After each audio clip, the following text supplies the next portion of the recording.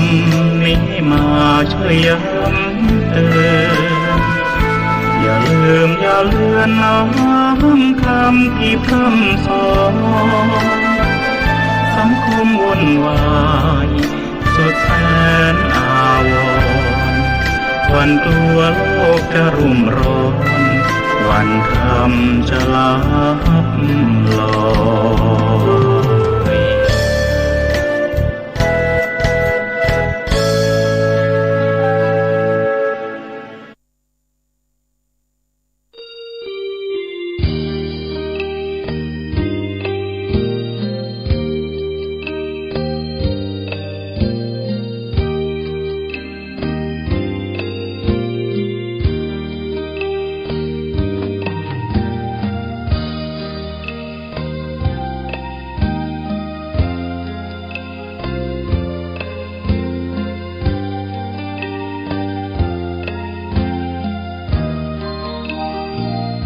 เวียงฟ้าเมืองบุญอุ่นไอ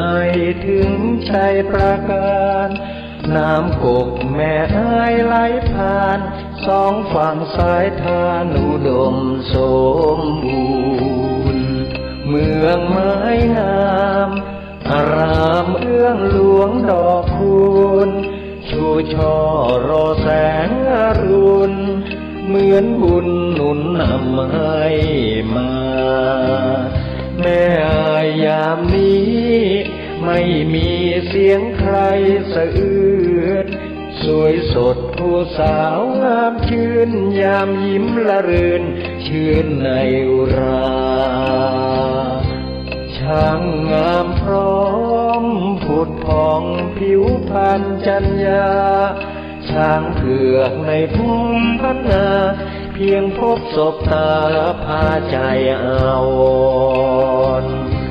พระเจ้าพรหมสร้างสมเวียงชัยประการสืบลูกสืบหลานเป็นตำนานเหมือนดังละครเหนื่อยยากเพียงใดทรงใส่ใจข้าราษฎร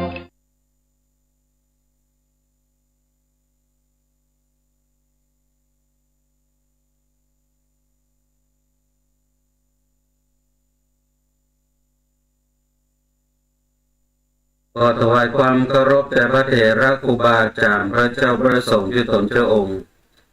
ขอเจริญพรกับศรัทธาสาธุชนทุกท่านที่เข้ามาติดตามรับชมรับฟังรายการสารธรรมยามดึกทางสถานีวิทยุออนไลน์ของวัดสนทรายในช่วงเวลายามดึกกันอย่างนี้ก็ปะกันทุกวันจันทร์วันนี้ปะกันในยามดึกของวันจันทร์ที่6เดือน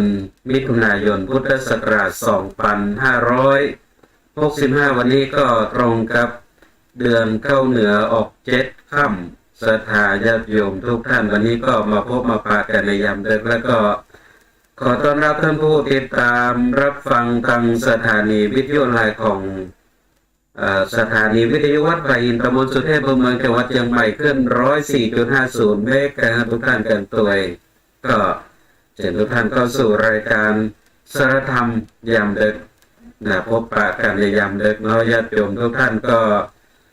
สำหรับท่านที่รับฟังทางสถานีวิทยุวัดไผ่หินก็รอถึงช่วงท้ายรายการเนาะก็จะเปิดสายน้ำไหลให้โทรศัพท์เข้ามาอุจจาสนทนากันก็หลายจันเหลือเกินเนาะญาติโยมทุกท่านมาได้จัดรายการพบปะกับทุกท่านก็เกี่ยวเนื่องกับด้วยภาระงานทั้งหลายทั้งมวลเราญาติโยมทุกท่านก็ผมก็ได้จัดรายการในช่วงหลายจันทร์ที่ผ่านมาก็ต้องขอไปกับทุกท่านตัวเนาะที่ตัวติดตามรับชมรับฟังก็ไปได้ฟังกันแต่จะใดก็ต้องขออนุโมทนากับทุกท่านตัวเนาะที่ยังตัวติดตามรับฟังกันอยู่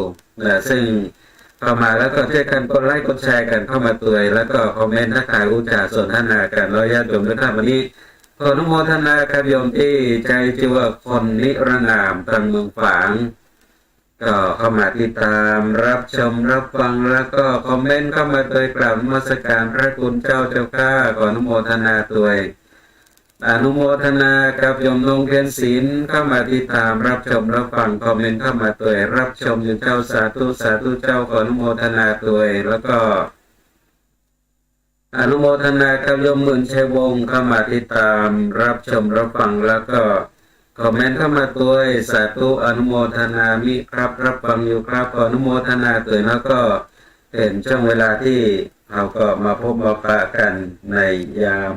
เด้อกันอย่างนี้เนาะศรัทธาญาติโยมทุกท่านเข้ามาแล้วก็บ่ได้ลืมกดไลค์กดแชร์แล้วก็คอมเมนต์ทักทายอุจาสนทนากันเข้ามาเด้อญาติโยมทุกท่านเนาะในยามเด้อกันอย่างนี้ก็มาพบมาปะกันก็เป็นช่วงเวลาดีๆที่เราก็ยังมีโอกาสได้พบได้ปะกันเนาะญาติโยมทุกท่านก็เป็นช่วงเวลาแห่งการดำเนินวิถีชีวิตของเราก็ผ่านพ้นมาจนถึงเดือนมิถุนายนแล้วนะญาติโยมทุกท่านก็มาถึงเดือนมิถุนายนแล้วก็เดือนที่6แล้วนะญาติโยมทุกท่านก็มาดำเนินวิถีชีวิตไปด้วยกัน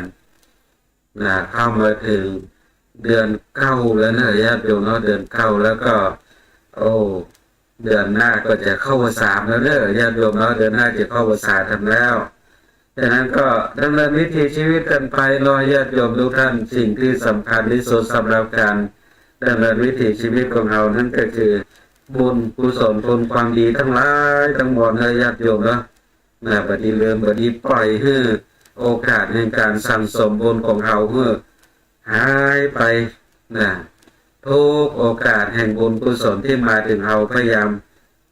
พยายามทำเมื่อถึงที่สุดนะญาติโยมทุกท่านวันพรุ่งนี้ก็จะเป็นวันพระวันศีลแล้ววันพระวันศีล8 ค่ำญาติโยมวันพระวันศีล8 ค่ำพรุ่งนี้ก็เชิญชวนกันได้เนาะมาสวดมนต์วันศีลกันญาติโยมเนาะสวดมนต์วันศีลที่ศาลาปฏิบัติธรรมพระเจ้าตันใจวัดสันทรายเลิกเวลาทุ่มเกินเนาะญาติโยมทุกท่านวันพรุ่งนี้เป็นวันพระวันศีลทุกวันพระวันศีลว่าจะเป็น8 ค่ำ15 ค่ำเดินนับเดินเป่งก็สวดมนต์วันศีลกันทุกศีลญาติโยมทุกท่านก็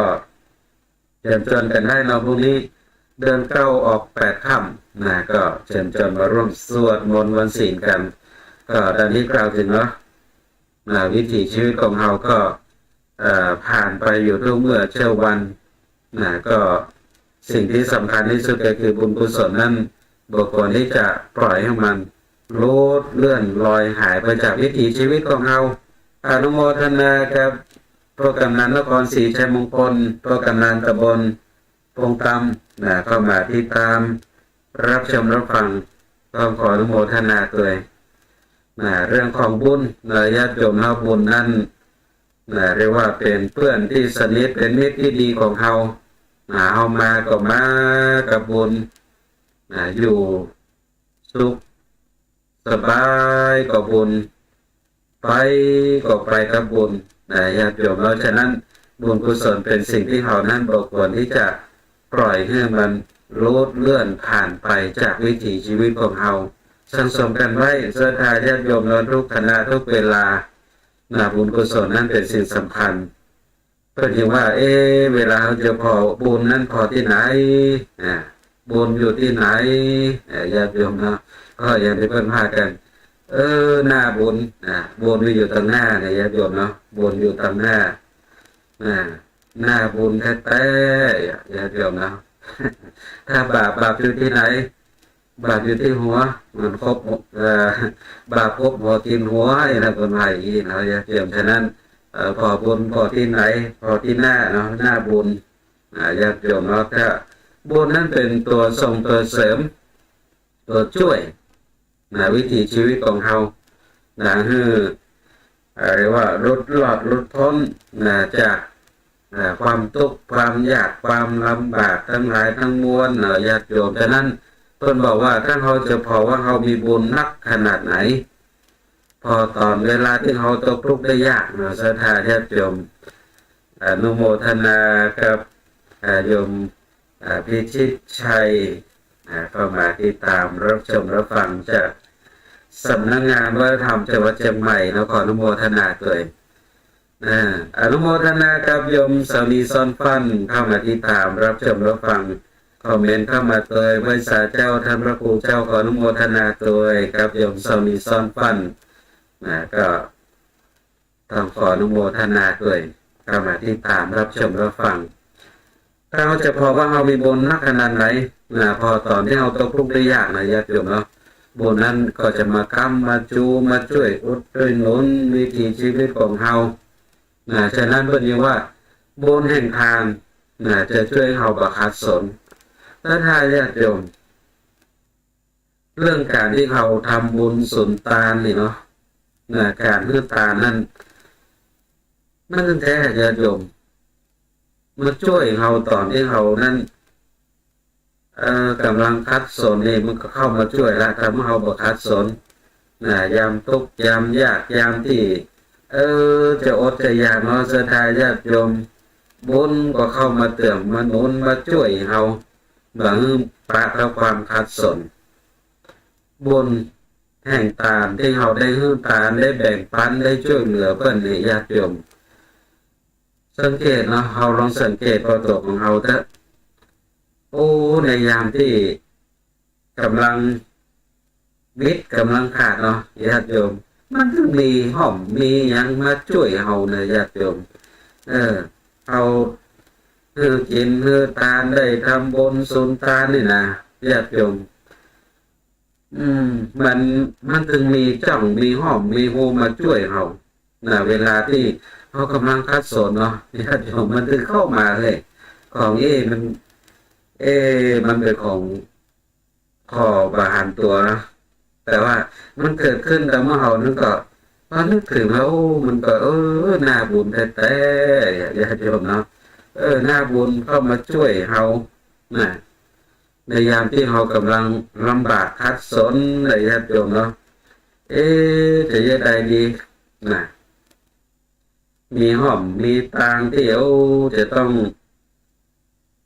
ได้จกได้จ่ายสตุ่มสตางจะต้องแปลงหันแปลงนี่สถาญาติโยม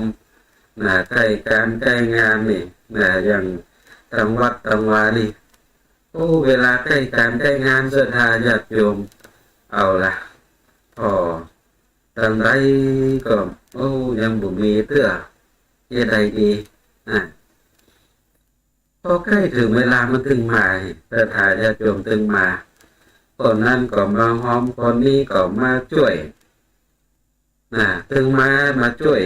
ทำมือเราบ่คัดบ่สนถึงเวลาก็มันก็ผ่านไปด้วยดีแต่ถ้าญาติโยมเนี่ยเรียกว่าบุญแห่งทานที่เรานั้นได้ให้ทานได้แบ่งปันได้ช่วยเหลือเปิ้นญาติโยมเนาะถึงเวลาที่เราคัดสนนี่มันถึงมีคนเข้ามายื่นมือเข้ามาช่วยเรามาหยิบยื่นแบ่งปันสิ่งนั้นสิ่งนี้กับเราฉะนั้นนี่การให้ทานทานนั้น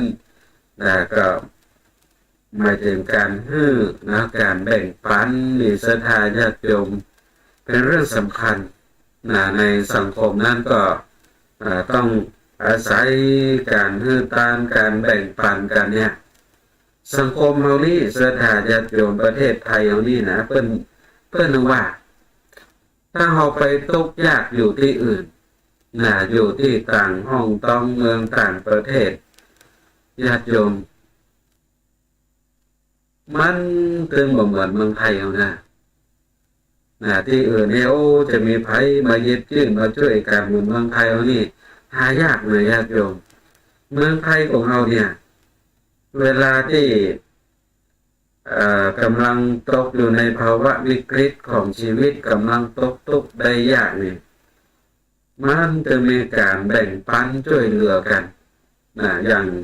ในช่วงของวิกฤตโควิดที่ผ่านมาเนาะญาติโยมก็เป็นภาพที่งดงามที่เราหันไปทั่วคนที่กำลังลำบากอยู่ด้วยเรื่องของโควิดต้องกักตัวอยู่ในภาวะการโควิดนั่นญาติโยมเนาะ ครับตัวก็แน่นอนอยู่แล้วไปไหนก็บ่ได้ออกไปทางไหนก็บ่ได้ญาติโยมมีได้จะกินอะไรยังนะจะกินอะไรยังก็จะลำบากเนาะแต่ว่าเมืองไทยของเขานี่บ่ลำบากศรัทธาญาติโยมช่วยกันช่วยกันคนละไม้คนละมือช่วยกันแบ่งปันมีอย่างก็แบ่งไปหยิบยื่นแบ่งปันกันคนละเล็กคนละน้อยญาติโยมเนาะโดยที่ภาครัฐนี่ก็ต้องเรียกว่าเสียงบประมาณอะไรอย่างนักเลยญาติโยมเนาะ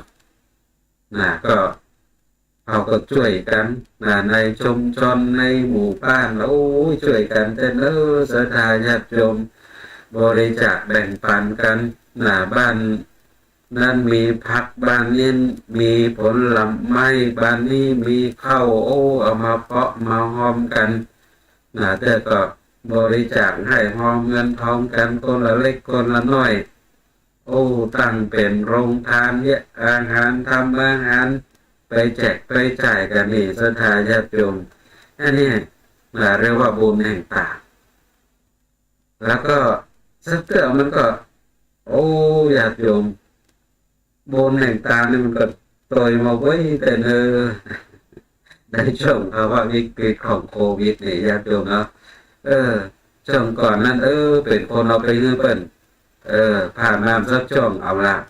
ตาเปิ้นออกมาเฮาละญาติโยมเนาะเพราะเฮานั้นติดโควิดมันก็แบ่งก็ปันก็ช่วยเหลือกันไปในภาวะที่เรากำลังขัดสนบุญแห่งตาจะช่วยเขานั้นบอกขัดสนอนุโมทนาครับโยมพี่วันดีโอมุระทางประเทศญี่ปุ่นเข้ามาติดตามรับชมรับฟังในช่วงเวลานี้ขออนุโมทนาด้วยอนุโมทนากับน้องเจนักร้องสองเพศเข้ามาติดตามรับชมรับฟังคอมเมนต์เข้ามาเตยกราบสวัสดีเจ้านมัสการเจ้าขออนุโมทนาด้วยทีนี้บุญแห่งศีลบุญแห่งศีลนั้นก็จะช่วยให้เรามีคนช่วยเหลืออนุโมทนากับโยมที่วันดีโอมุระทางประเทศญี่ปุ่นด้วยคอมเมนต์เข้ามากราบนมัสการเจ้าท่านพระครูสาธุเจ้าขออนุโมทนาด้วยบุญแห่งศีลจะช่วยเรานั้นมีคนช่วยเหลือศีลที่เรารักษาญาติโยมศีลนั้นเรียกว่าเป็นอาภรณ์เป็นเครื่องประดับที่ประเสริฐอย่างยิ่งเป็นเครื่องประดับที่เรียกว่าเป็นสุดยอดศีลังอาภรณังเศรษฐังศีลเป็นอาภรณ์เครื่องประดับที่ดีที่สุดฉะนั้นศีลที่เรารักษาโดยเฉพาะก็คฤหัสถ์ญาติโยมเรานั่นก็ศีล5เนาะญาติโยมเนาะศีล5ปาอากามุสุเนี่ยศีล5นี่ญาติโยมที่เรารักษาศีล5เนี่ยที่เรารักษานี่บุญแห่งศีลที่เรารักษาศีลให้บริสุทธิ์หมดใสบุญแห่งศีลก็จะช่วยให้เขานั้นมีคนช่วยเหลือคนจะช่วยเหลือเรานี่ก็เพราะว่าเรานั้นมีศีลเพื่อทานญาติโยมคนมีศีลนี่ไปที่ไหนคนก็ฮักญาติโยมไปที่ไหนคนก็ชอบเพราะว่าคนมีศีลนั้นเป็นคนใจดีเป็นคนใจเย็นใครอยู่ใกล้ก็ม่วนอกม่วนใจเพราะศีลที่เรารักษานั้นทำให้เขานั้นเย็นญาติโยมคนที่รักษาศีลนี่เป็นคนเย็นญาติโยมเนาะตึงบ่โหดเหี้ยมบ่โหดร้ายศีลข้อที่1ก็มาแล้วปานาธิปาตานี่ญาติโยมเนาะเว้นจากการตัดรอนฆ่าชีวิตของผู้อื่นเบียดเบียนรังแกชีวิตของผู้อื่นบ่ไปฆ่าบ่ไปเบียดเบียนทำร้ายรังแกชีวิตของผู้อื่นนั้นก็ต้องมีจิตที่เมตตาก่อนอันนี้ศรัทธาญาติโยมเพียงแค่ศีลข้อที่1นั้นก็ทำให้เย็นแล้วญาติโยมเนาะเย็น เป็นคนใจดีใจบานใจเย็นบ่ไปเบียดเบียนบ่ไปรังแกบ่ไปทำร้ายไผก็ทำให้เรานั้นเป็นที่ฮักของคนทั้งหลายก็จะมีคนมาคอยช่วยเหลือมาคอยอุดหนุนเราอยู่ตลอดเวลาเพราะบุญแห่งศีลที่เรารักษาก็ดังที่กรรมสรุปศีลที่พระเถระครูบาอาจารย์พระเจ้าพระสงฆ์เวลาที่หื้อศีลไปแล้วศีล5จบเรียบร้อยเพิ่นก็จะสรุปศีลสีเลนะสุขติงยันติเอานั้นถึงความสุขไปสู่ความสุขสู่ทิศทางความสุขสุขคติญาติโยมเนาะก็เพราะก็เพราะศีลนี่แหละศีลนั้นทำให้เราไปที่ไหนก็ไปดีไปปะกับสิ่งดีๆปะกับเรื่องราวดีๆปะกับคนดีๆก็เพราะศีลศีลที่เรารักษานี่แหละสีเลนะโภคสัมปทาเขาจะถึงพร้อมโดยโภคทรัพย์สมบัติก็เพราะศีลญาติโยมคนมีศีลเนี่ยเป็นคนมีโภคทรัพย์สมบัติ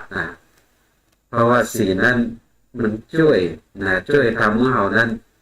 เป็นคนที่ประหยัดมัธยัสถ์ที่หอมรอมริบเงินทองบ่รั่วบ่ไหลกระเป๋าเสื้อตังบ่หัวก็เพราะศีลเนี่ยญาติโยมเนาะเพราะศีลโดยเฉพาะกับศีลข้อที่5เนาะข้อสุรานี่เพิ่นยังบอกว่าสุราน้ำเหล้านี่ศรัทธาญาติโยมเนาะทำให้เงินทองมันรั่วไหลมันไหลลงกวดศรัทธาญาติโยมไหลลงกวดมันไหลบ่ฮู้เมื่อฮู้ยามเลยไหลบ่ฮู้บรรยะบรรยังถึงบอกว่าเวลาที่เมานี่มันใจนักเลงมาญาติโยมเวลาเมาแล้วใจนักเลงใจใหญ่เลี้ยงเป็นมดตอนใดบอกว่าอันเนี้ยกระเป๋ามันหัวผมหัวเนื้อหัวตัวมันไหลลงปวดญาติโยมฉะนั้นนี่จากการที่เปิ้นถอดบทเรียนในหลายๆพื้นที่เนาะพื้นที่ที่เป็นชุมชนแหล่งเรียนรู้คนสู้เหล้าในหลายๆพื้นที่ในหลายๆจังหวัดในทั่วประเทศไทยที่สสสแล้วก็เครือข่ายองค์กรงดเหล้าในทุกพื้นที่เนาะเพิ่นก็จะมีแหล่งเรียนรู้คนสู้เหล้าแล้วก็มีพื้นที่ที่ทำเรื่องของการรณรงค์งดเหล้าเพิ่นก็มีการถอดบทเรียนจากไผก็จากคนที่เคยกินเหล้าเคยติดเหล้านี่แหละญาติโยมเนาะแล้วก็สามารถเลิกได้นี่เพิ่นก็เอามาถอดบทเรียนมาสอบมาถามมาอู้กันเพิ่นก็ลองคิดคำนวณพอแล้วญาติโยมเนาะคิดคำนวณพอว่าเอาเส้นสตางค์ไปกับการซื้อเหล้ามากินเนี่ยวันหนึ่งกี่บาทสัปดาห์หนึ่งกี่บาทเดือนหนึ่งกี่บาทปีหนึ่งกี่บาทแล้วก็กินมากี่ปีนะญาติโยมบางคนเอามารวมพอแล้วตกอกตกใจศรัทธาญาติโยมบอกถ้าเราบอกกินเหล้านี่เราถ้าจะรวยแล้วเนี่ยเพราะว่ามารวมพอแล้วศรัทธาญาติโยมเงินเป็นแสนเป็นล้านเลยญาติโยมเสี่ยงไปกับเหล้านี่ฉะนั้นเนี่ยอานิสงส์ของการรักษาศีลที่บทสรุปศีลในข้อที่2สีเลนะโภคสัมปทาจะถึงพร้อมโดยโภคทรัพย์สมบัติก็เพราะศีลเนี่ยมันจะอันแต่ญาติโยมจะอันแต่ฉะนั้นนี่เป็นสิ่งที่เราได้บุญจากการรักษาศีล แล้วก็บทสรุปข้อสุดท้ายเนาะสีเลนะนิพพุติยันติญาติโยมเนาะเราจะถึงความสงบดับเย็นถึงพระนิพพานได้ก็เพราะศีลในระญาติโยมเนาะศีลเนี่ยทำให้เราเย็นศีลทำให้เราเย็นฉะนั้นบุญแห่งศีลศีลที่เรารักษานั้นจะช่วยให้เรามีคนช่วยเหลือไปที่ไหนก็มีคนรักคนชอบนะคนมีศีลคนรักษาศีลเพราะว่ามันดีต่ออกดีต่อใจเนาะไปที่ไหนโอ้คนมีศีลนี่เป็นดีแต่บ่ต้องคอยได้กังวลอะไรยังไปที่ไหนมีคนมีศีลอยู่นี่ญาติโยมนะบ่ต้องกลัวเข้าของอะไรยังหายบ่ต้องกลัวเรื่องของอุบัติเหตุเพศภัยอะไรยังทั้งหลายทั้งมวลศรัทธาญาติโยมอันนี้บุญแห่งศีลอนุโมทนากับโยมบดีวงปวนเข้ามาติดตามรับชมรับฟังในช่วงเวลานี้เลยเข้ามาแล้วก็บดีเลื่อมก็ไลค์กดแชร์แล้วก็คอมเมนต์กันไปเนอะญาติโยมแล้วก็แชร์ต่อกันไปคนละแชร์แต่เนี่ยญาติโยมเนาะแชร์กันแชร์ต่อกันไปเลยอันนี้คือบุญแห่งศีลบุญแห่งศีลที่เขานั้นรักษาอาจจะช่วยให้เขานั้นมีคนคอยช่วยเหลือฉะนั้นญาติโยมบุญบุญที่มองว่าหน้าบุญแต่เนี่ยญาติโยมเรายามตกทุกข์ได้ยากยามอยู่ในที่อับจนอยู่ในช่วงที่ประสบกับอันตรายแต่อย่างนี้ถ้าเรารักษาศีลถ้าเรามีศีลให้ญาติโยมนั้นไม่ต้องกลัวมันจะมีคนมาช่วยเรามันจึงมีห้อมคนมาคอยช่วยเหลือเราให้ได้พ้นทุกข์พ้นยากฉะนั้นนี่อนุโมทนาโยมบดีวงปวนคอมเมนต์เข้ามาสาธุเจ้าขออนุโมทนาด้วยฉะนั้นบุญอันแรกก็คือบุญแห่งทานที่เราได้ทำบุญสุนทรทานได้แบ่งได้ปันได้ยิบยืมช่วยเหลือก็จะทำให้เรานั้นเป็นคนที่ประคัดสนทำให้เรานั้นเป็นคนประคัดสนบุญแห่งศีลที่เรารักษาก็จะช่วยให้เรานั้นเป็นคนที่มีแต่คนคอยช่วยเหลือเขาบางข้อโอ้เป็นอดทนไว้จะได้ถึงแบบนี้ภัยช่วยเหลือเขาอีน้อยญาติโยมเขาก็ต้องอย่างเงี้ยเป็นว่าจะพอว่าเขามีบุญนักขนาดไหนพอตอนที่เขาตกทุกข์ได้ยากฉะนั้นเวลาที่เขาตกทุกข์ได้ยากมีคนช่วยเหลือเขาเนี่ยโอ้ญาติโยมแสดงว่าเขาเป็นคนมีบุญอนุโมทนากับโยมบดีวงปวนได้แชร์ต่อไปแถมนึ่งแชร์ขออนุโมทนาด้วยกับโยมบดีวงปวนฉะนั้นบุญแห่งภาวนาบุญแห่งภาวนาญาติโยมภาวนานั้นแปลว่าทำให้เจริญภาวนานั้นแปลว่าทำให้เจริญทำมาอย่างให้เจริญในที่นี้ศรัทธาญาติโยมก็คือทำใจของเราให้เจริญทำใจของเราให้เจริญใจของเราจะเจริญได้นั้นจะต้องด้วยการที่เราฝึกฝนอบรมใจของเรานี้อย่างที่ได้กล่าวไปแล้วเนาะญาติโยมแล้วก็ครูบาอาจารย์ทั้งหลายก็ได้กล่าวถึงเนาะว่าใจของเรานี่มันเปรียบเหมือนกับลิงเปรียบเหมือนกับอีพวกอีลิงนี่ศรัทธาญาติโยมเนาะมันตึงบะนิ่มใจนี่นะใจมันตึงบะนิ่มใจนั้นมันตึงโอ้สัดสายวุ่นวายศรัทธาญาติโยมใจมันบะนิ่มเพิ่มเปรียบเหมือนกับอีพวกอีลิงไปพอเถอะศรัทธาญาติโยมเนาะอีพวกอีลิงนี่มันตึงอยู่บะนิ่มอยู่บ่เป็นที่เดี๋ยวก็วิทย์ไปหันเดี๋ยวก็วิทย์ไปนี่เดี๋ยวก็หล่นไปหันหล่นไปนี่เกาะกิ่งนั่นโดนไปกิ่งนี่เดี๋ยวก็เกาะอยู่กิ่งไม้ มือก็ตึงอยู่กันศรัทธาญาติโยมเดียวกว่าเกาหันเกานี่วุ่นวายนะนั่นนี่ครูบาอาจารย์ก็ยังเปรียบนะเปรียบใจของคนเราเนี่ยเหมือนครับอีบอกอีนี่ฉะนั้นใจที่มันบ่ได้ฝึกบ่ได้ฝนนะบ่ได้อบรมบ่ได้ทำมือเจริญนี่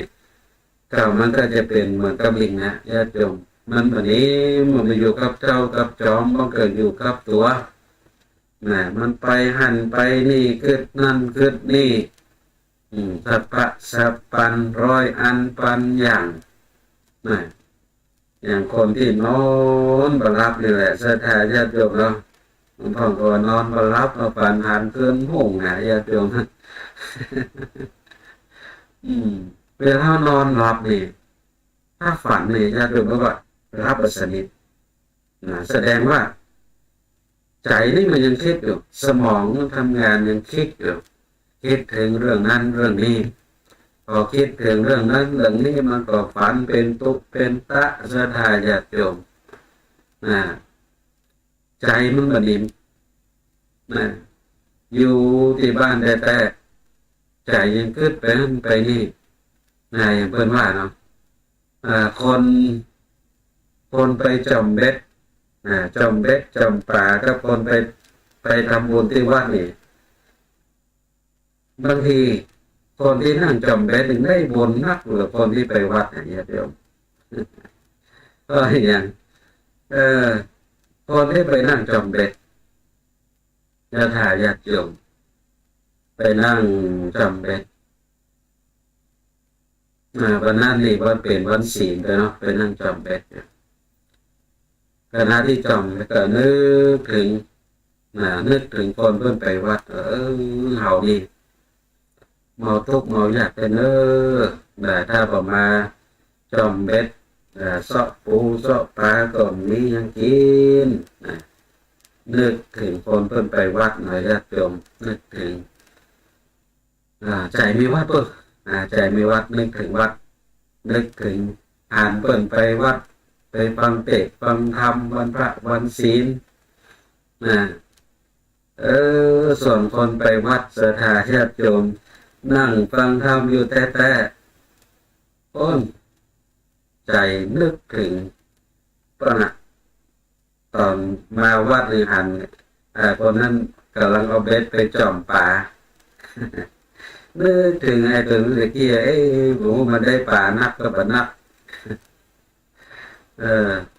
เดี๋ยวพลิกไปที่จะไปซื้อปลามันเนี่ยญาติโยมเนาะเอาปลาไปลาบปลาเมาะสักคำเนี่ยญาติโยมอันไหนจะได้บุญกับกันมันอยู่ที่ใจนะญาติโยมเราใจเนี่ยถ้าใจมันดีไม่มันลำบากแต่มันก็เจริญขนาดนั่งฟังธรรมอยู่ที่วัดแต่ใจไปตั้งใดตั้งเบาก็บ่ฮู้ใจไปคิดถึงสิ่งที่เป็นอกุศลเป็นสิ่งที่บ่งดงามต่อจิตต่อใจคือไปเรื่อยแม้ตัวจะอยู่ที่วัดแม้ใจตัวจะนั่งอยู่ที่วัดฟังเทศน์ฟังธรรมแต่ใจไปอยู่กับเจ้ากับจองใจไปอยู่ที่อื่นที่ไกลคิดถึงเรื่องนั้นคิดถึงเรื่องนี้ญาติโยมนี่เพราะใจไม่ได้พัฒนาไม่ได้ทำให้เจริญไม่ได้ภาวนาฉะนั้นเพื่อนนี่ว่าต้องฝึกต้องฝึกใจถ้าใจฝึกดีแล้วญาติโยมมันนิ่มแต่เหมือนถ้าอีพวกอีลิงเนี่ยญาติโยมเนาะที่มันได้รับการฝึกฝนฝึกคัดเกลาเพื่อนเอาไปฝึกนี่ที่ศูนย์ที่เพิ่นแสดงลิงเนี่ยญาติโยมที่เอาไปพอเนาะมันอย่ามาหูกรรมได้เลยนั่งเพิ่นบอกเฮ้ยได้ก็เยอะมดศรัทธาญาติโยมแสดงหันแสดงนี่มันทำได้หมดมันเชื่อฟังมันนี่มันใจดินจงเหมือนลิงที่ไม่ได้ฝึก เหมือนกันใจของเฮาเนี่ยถ้าได้รับการฝึกไปแล้ว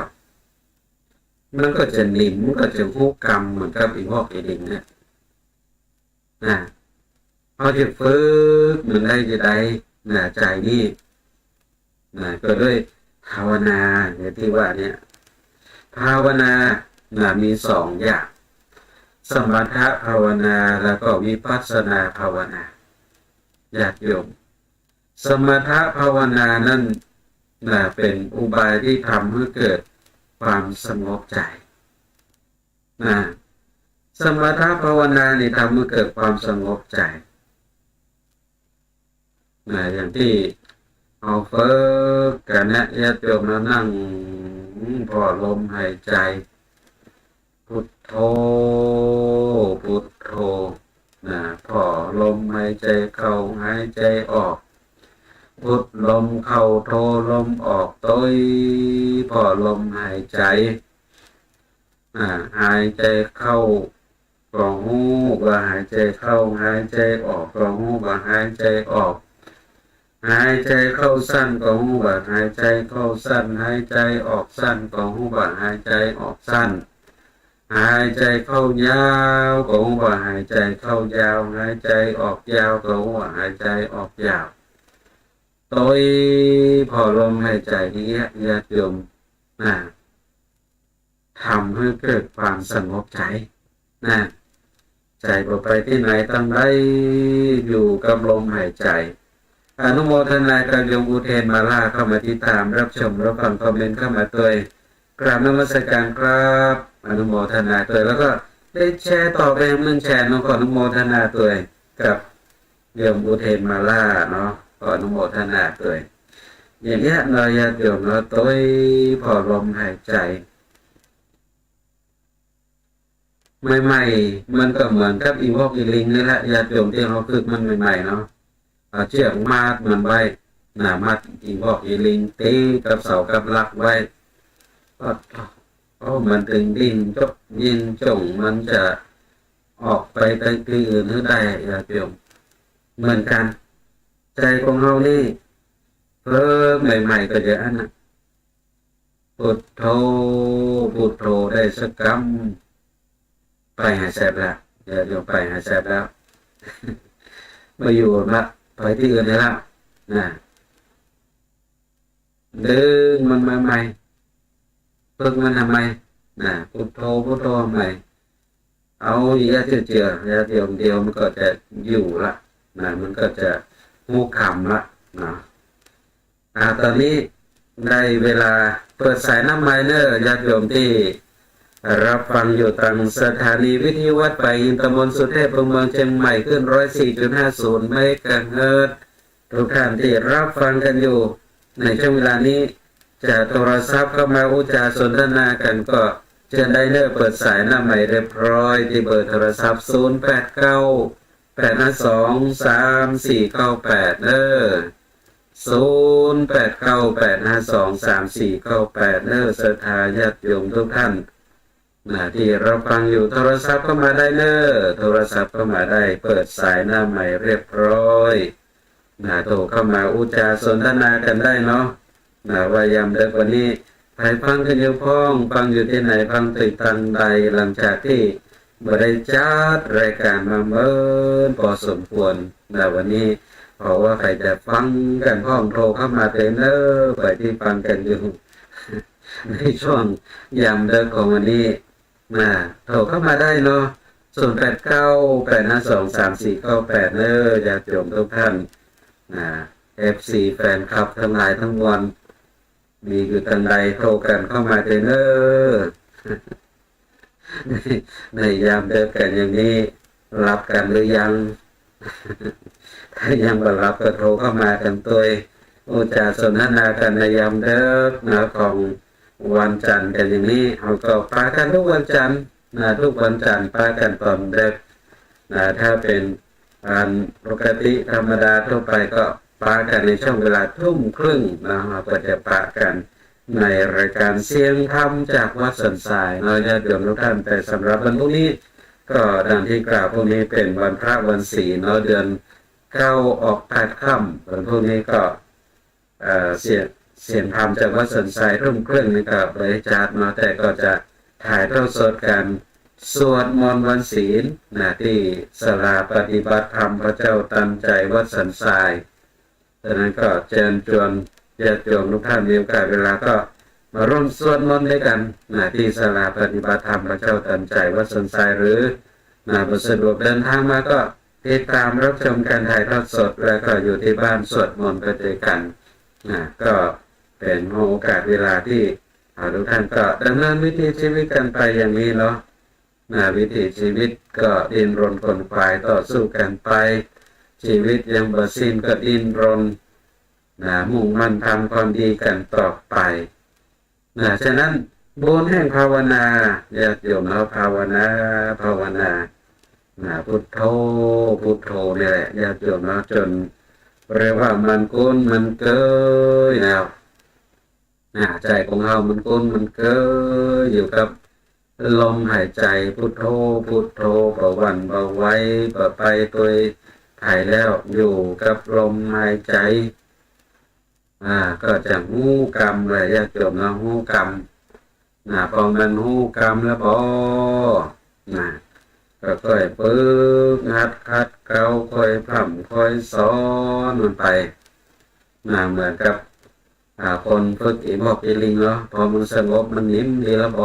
ก็สอนให้มันมันทำอะไรยังมันปั่นรถทีพ่องให้มันแสดงอันนี้พ่องมันก็แสดงได้เนาะเพราะว่ามันสงบมันนิ่มมันนิ่งมันรู้จักการเรียนรู้มันก็เกิดปัญญาเขาก็เหมือนกันญาติโยมเนาะถ้าหากว่า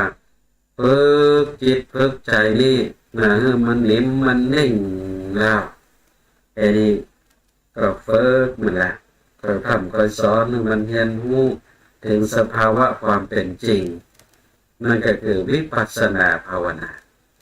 อุบายที่ทำให้เกิดปัญญาทำให้เรืองปัญญาพอถึงความเป็นจริงของวิถีชีวิตญาติโยมเนาะพอหันตุกแห่งวิถีชีวิตพอกายพอเวทนาพอจิตพอธรรมพอ4อย่างนี้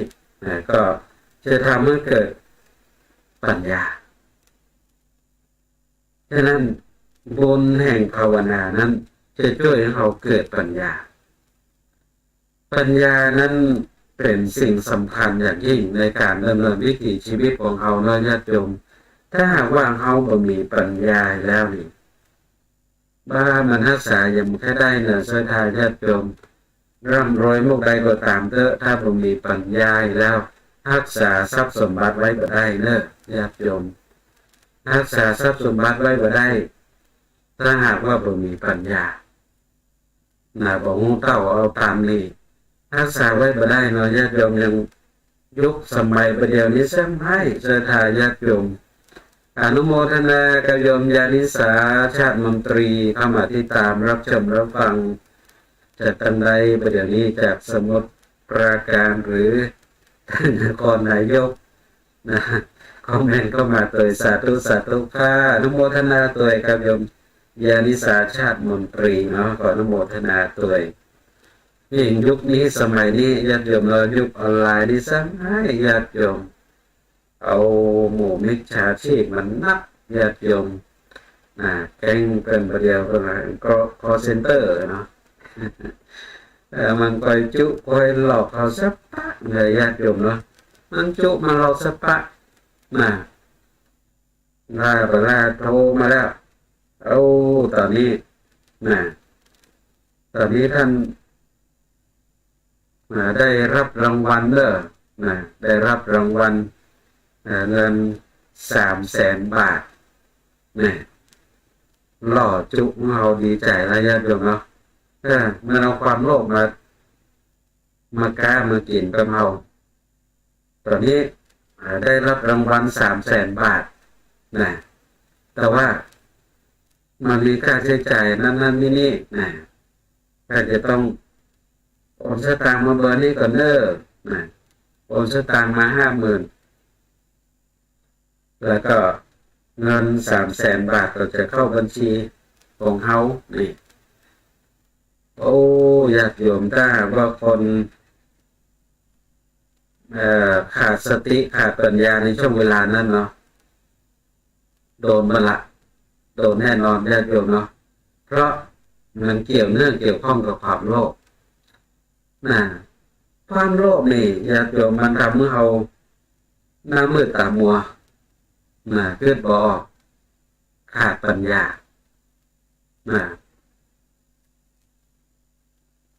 โอ้เขาจะได้สตางค์300,000เราเป็นยังบอก50,000เอา50,000ไปแลกกับ300,000เนี่ยญาติโยมเนาะได้กำไรเปิดละเปิดเตอฝั่งโอนให้เปิ้นญาติโยมฝั่งโอนให้เปิ้นโอนไปหาแซ่บติดต่อก็ตึงได้ละหาแซ่บหายซอยถ้าว่าเอาภาวนาบนแห่งภาวนาจะช่วยให้เราเกิดปัญญาให้เราเกิดได้เกิดตันเราจะจบว่าโอ้จะมีที่ไหนไปเอาสตางค์มือเราง่ายได้อ้างไปลำไปเรือเอาเกิดพอถึงความเป็นจริงเนาะความเป็นจริงของโลกไผจะเอาเงินเราง่ายๆขนาดนั้นเลยมันหาไม่ได้นะแต่โจมเนาะเป็นไรเหงื่อไปย้อยหน้ามันตึ้งได้นะสตางค์นี่ฉะนั้นนี่ต้องมีปัญญาต้องเกิดปัญญาต้องภาวนาแล้วเราจะมีสติมีปัญญางูเต่าเอาตันแล้วก็งูเต่าเอาตันเกิดปัญญาโดยตามสภาวะความเป็นจริงของสังขารร่างกายด้วยถ้าญาติโยมสังขารร่างกายนั้นถ้าหากว่าเราหมั่นพิจารณาหมั่นต้อย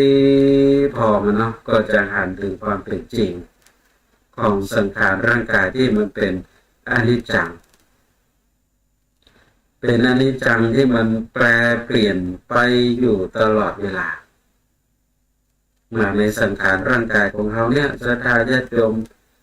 เราปะกับความแก่ความเฒ่าความชราอยู่ทุกเมื่อเชื่อวันนับตั้งแต่เราเกิดมาแล้วก็ปะกับความแก่ความชราความเสื่อมของสังขารร่างกายไปกำเล็กกำน้อยแล้วก็ปะต่อความตายแห่งสังขารร่างกายอยู่ทุกเมื่อเชื่อวันเช่นเดียวกันศรัทธาญาติโยมเอาพบปะกับความตายของร่างกายของเราเนี่ยอยู่ตลอดเวลาทุกเมื่อเชื่อวันถ้าหากว่าเรามีปัญญาคอยเพ่งพิจารณาอยู่ตลอดเวลาก็จะหันถึงวงจรแห่งมรณะภัยที่มันเกิดขึ้นกับวิถีชีวิตของเรากับสังขารร่างกายของเราอยู่ตลอดเวลาวันหนึ่งมีญาติโยมเนาะเราตายอยู่ทุกวันไม่ยังตายศรัทธาญาติโยมเซลล์ผิวหนังของเราเนี่ยตายวันหนึ่งนี่โอ้เป็นล้านตัวเป็นล้านตัวศรัทธาญาติโยมอย่างถ้าหากว่าเราใช้กล้องจุลทรรศน์ส่องพอผิวเนื้อผิวหนังของเราเนาะญาติโยมอนุโมทนาสามเณรสากรคอมเมนต์เข้ามาตัวสวัสดีพระอาจารย์อนุโมทนาตัวส่องพอผิวเนื้อผิวหนังของเรานี่ญาติโยมมันก็จะหันเซลล์ผิวหนังที่มันแห้งตายลดหล่อนออกไปเนี่ยอยู่ทุกวันศรัทธาญาติโยมอย่างเวลาที่เราอาบน้ำเนาะคัดเนื้อคัดตัวนี่ศรัทธาญาติโยมที่ห้องเป็นขี้ใครที่มันลดออกไปนั่นแหละก็คือมันตายไปอยู่ทุกเมื่อเช้าวันผิวเนื้อผิวหนังของเรานี่ศรัทธาญาติโยมคัดออกมาเป็นขี้ใครอันเนี้ย ถ้าหากว่าเราต้อยติดตามต้อยพอต้อยเพ่งพิจารณาอย่างเนี้ยเราก็จะหันถึงมรณะภัยหันถึงความตายที่มันเกิดขึ้นกับชีวิตของเราอยู่ตลอดเวลาก็จะงูเต่าเอาตันตัวตันเกิดปัญญางูแจ้งทันจริงต่อวิถีชีวิตของเรา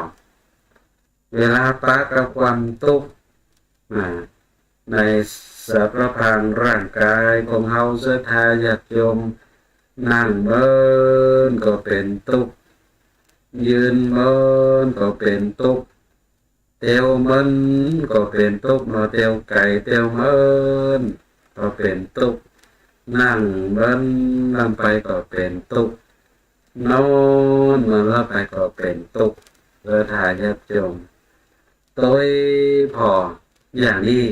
เราก็จะหันถึงทุกขภาวะที่มันเกิดขึ้นได้เห็นได้รู้ได้เท่าทันก็เกิดปัญญาเกิดปัญญารู้แจ้งทันจริงไปตามนั้นฉะนั้นบุญที่เราได้ต่างบุญที่เราได้รักษาศีลบุญที่เราได้บำเพ็ญเพียรภาวนาก็จะเป็นตัวช่วยตามนั้นก็จะช่วยให้เราประคัดสนศีลก็จะช่วยให้เรานั้นมีคนคอยช่วยเหลือและภาวนา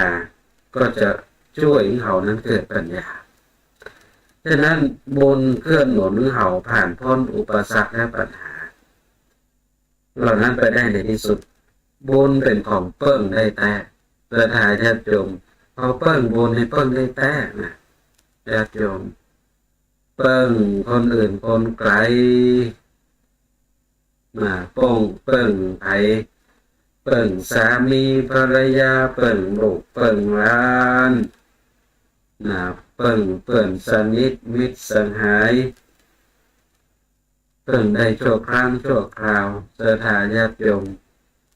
แต่เปิ้งบุญเนี่ยเปิ้งได้แต่เปิ้งได้ตลอดไปเพราะบุญนั้นเป็นเพื่อนที่สนิทเป็นมิตรที่ดีของเราโดยคอยช่วยรุดหนุนช่วยเหลือเราอยู่ตลอดเวลาทุกขณะทุกเวลาบุญนั้นก็จะโดยคอยช่วยเหลือเราอยู่อย่างเนี้ยศรัทธาญาติโยมฉะนั้นบุญเป็นสิ่งที่เราบ่ควรที่จะละจะลืมเนาะต้องหมั่นสร้างบุญหมั่นทำบุญอยู่ตลอดเวลาบุญนั้นญาติโยมทำบุญนั้นบ่จำเป็นต้องใจสตางค์ตลอดบุญบ่ต้องใจสตางค์ก็ได้ฉะนั้นเนี่ยเป็นสิ่งที่เรานั้นจะต้องมาแค่คนพิจารณาอย่าโยมว่าเราดำเนินวิถีชีวิตมาเราทำบุญสุนทานเรารักษาศีลเราภาวนามานี่ได้บุญนักบุญน้อยขนาดไหนได้บุญนักบุญน้อยขนาดไหนเพิ่นบอกว่าถ้าอยากจะรู้ว่าเรามีบุญนักบุญน้อยขนาดไหนคือเราลองพิจารณาพอในห่วงเวลาที่เรากำลังตกทุกข์ได้ยากเราก็จะหันว่าบุญนั้นเข้ามาช่วยเราบุญนั้นเข้ามาช่วยเราโอ้ยน่าบุญแต่เนอเสียจบเนาะน่าบุญแต่กำลังประสบอุบัติเหตุเนาะแทนที่จะเจ็บนักก็เจ็บน้อยแทนที่จะเจ็บน้อยก็บ่เป็นอย่างงั้นเนี่ยโอ้น่าบุญกรรมบุญจูเต้นยามที่เจ็บป่วยยามที่เจ็บป่วยก็หายจากโรคภัยแค่เจ็บโอ้ยน่าบุญกรรมบุญจูทำเมื่ออายุมั่นขวัญยืนอันนี้เป็นสิ่งที่เราก็จะต้องมานั่งเพ่งพิจารณาพออย่างนี้ ว่าบุญของเฮาบุญนักบุญน้อยมุกใดเฮานั้นพิจารณาพอตอนที่เฮากำลังโต๊ะทุกข์ได้ยากเดี๋ยวเนาะมันถึงมีแต่อย่างเข้ามาคอยอดหนุนมาคอยช่วยเหลือเฮาฉะนั้นบุญกุศลเป็นสิ่งที่บ่ควรที่จะละบ่ควรที่จะปล่อยให้มันลดเลื่อนลอยหายกันไปทุกขณะทุกเวลาโอกาสแห่งวิถีชีวิตของเฮาที่ยังมีอยู่เนาะญาติโยมทุกท่านก็หมั่นบำเพ็ญบุญกุศลเอาไว้ทุกโอกาสทุกเวลาบุญที่เข้ามาถึงวิถีชีวิตของเฮาก็ขอให้เฮานั้นมีส่วนแห่งบุญในทุกครั้งทุกคราแห่งโอกาสบุญกุศลที่เข้ามาถึงวิถีชีวิตของเฮาญาติโยมทุกท่านแล้วก็ต้องเป็นประกอบกระทำกันไปต้องขออนุโมทนากับทุกท่านกันโดยที่ติดตามรับชมรับฟังรายการสารธรรมยามดึกทางสถานีวิทยุออนไลน์แล้วก็ทุกท่านที่รับฟังผ่านทางการลิงก์สัญญาณไปที่สถานีวิทยุวัดไผ่หินตำบลสุเทพบุญเมืองจังหวัดเชียงใหม่ขึ้น 104.50 เมกะเฮิรตซ์ทุกท่านกันตัวที่ติดตามรับชมรับฟังกันก็มาถึงช่วงท้ายของรายการน้อยญาติโยมถึงช่วงท้ายของรายการก็คงจะถือโอกาสเวลานี้นำรายการแจกลาท่านผู้ฟังกันไปวันจันทร์หน้าป้ากันแห่งใหม่ 4 ทุ่มถึง 5 ทุ่มเราสำหรับรายการ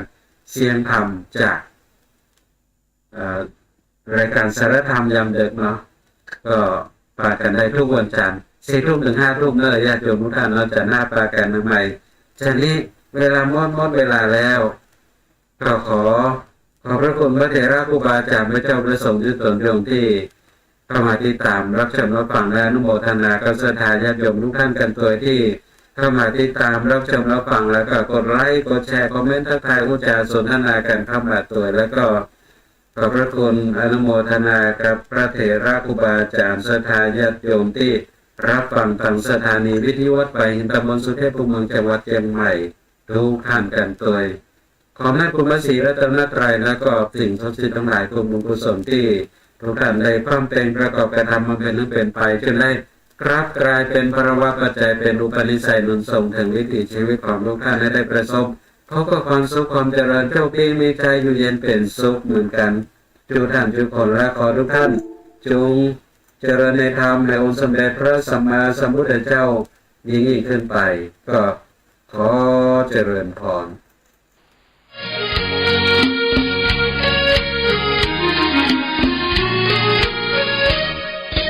วัด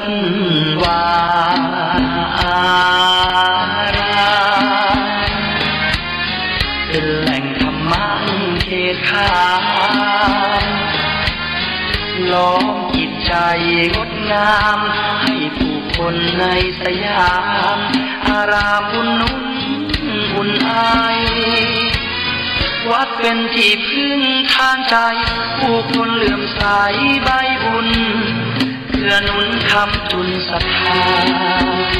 พระธรรมนั้นเป็นคำสอนศาสดาชี้แนะคุณกรรมนำพาให้เดินหน้าถูกทางพระเป็นองค์บุญคอยชี้ทางเพิ่มพูนให้เกิดคุณทางใจเป็นร่มโพร่มใสแผ่